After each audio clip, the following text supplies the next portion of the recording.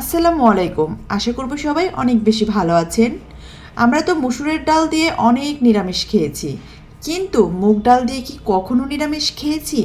যদি না খেয়ে থাকি, আজকের ভিডিওটা দেখুন, তাহলেই এইভাবে বাসায় একবার রান্না করবেন, দেখবেন মসুরের ডাল দিয়ে নিরামিষ খাওয়াটা ভুলেই যাবেন। মুগ ডালের নিরামিষ যে এত মজা হয়, এই রেসিপিটা না করলে আমি জানতামই না। তো চলুন শুরু করছি। আমি প্রথমে প্যানের মধ্যে তেল দিয়েছি। আমি সরিষার তেল খাই, এই জন্য আমি সরিষার তেল দিয়েছি। আপনারা চাইলে এখানে সয়াবিন দিতে পারেন। তারপর আস্ত জিরে একটু ভেজে নিয়েছি। দেন এখানে পেঁয়াজ কুচি, কাঁচা লঙ্কা কুচিটা দিয়ে দিয়েছি। এবার পেঁয়াজ কুচি, কাঁচা লঙ্কা কুচিটাকে ভালো করে ভেজে নেব। যখন ভাজা হয়ে যাবে তখন এখানে হাফ কাপের মতো পানি দিয়ে দেব। তারপরে আমি আদা রসুনের পেস্ট দিব 1 টিস্পুনের মতো। হলুদ, মরিচ, জিরে গুঁড়ো, ধনিয়া গুঁড়ো এগুলো পরিমাণ মতো দেব। আপনারা আপনাদের সবজির পরিমাণ অনুযায়ী দিয়ে দেবেন। আর সামান্য পরিমাণ দেব লবণ। লবণটা কিন্তু আমি বলেছি সামান্য পরিমাণ দেব, কেননা পুরো লবণটা আমি রান্নার শেষে দেব। এবার যখন মশলাটা ভালো করে কষানো হয়ে যাবে, তখন এখানে দিয়ে দেব হাফ কাপের মতো মটরশুঁটি।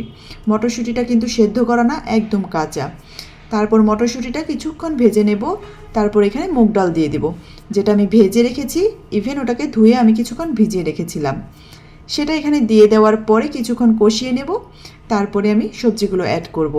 এখানে আমি কিন্তু ফুলকপি, সিম, গাজর, তারপর পেঁয়াজ কলি, শালগম, বিভিন্ন রকমের সবজি নিয়েছি। আপনাদের কাছে যেই সবজিগুলো থাকবে সেগুলোই আপনারা নেবেন। তো সবজিগুলো দেওয়ার পরে আমি ভালো করে একটু মশলার সাথে কষিয়ে নেব। এখানে যে আমি যা যা সবজি দিয়েছি এগুলোই দিতে হবে এমন কিন্তু কিছুই না। আপনাদের কাছে যেই সবজি থাকবে সেই সবজি দিয়েই রান্না করতে পারবেন, তবে শুধুমাত্র মূলাটাকে অ্যাড করবেন না। এইবার মশলার সাথে যখন সবজি ভালো করে কষানো হয়ে যাবে, কাঁচা দুর্গন্ধটা চলে যাবে, তখন এখানে আমি 1 কাপের মতো পানি দিয়ে দেব। এবার 1 কাপ পানি দিয়ে এই সবজি ভালো করে কষিয়ে নিতে হবে।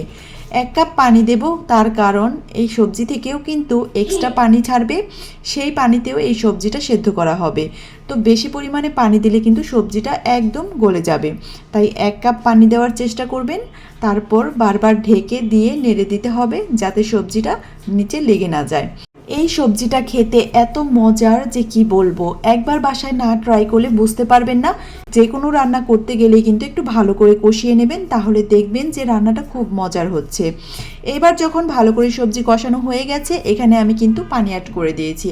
এবার আমি 2 কাপ পানি দিয়ে দেব এবং চুলার আঁচটা একদম হাই হিটে করে দেব। হাই হিটে করে দিয়ে আস্ত কিছু কাঁচা লঙ্কা আমি মাঝখান দিয়ে ফালি করে দিয়ে দেব।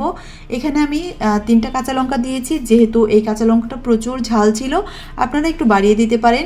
এই পর্যায়ে আমি লবণটা টেস্ট করে এবার লবণ দিব, কেননা আগে যদি বেশি করে লবণ দিতেন তাহলে কিন্তু সবজিগুলো একদম মিশে যেত, যেটা খেতে ভালো লাগতো না।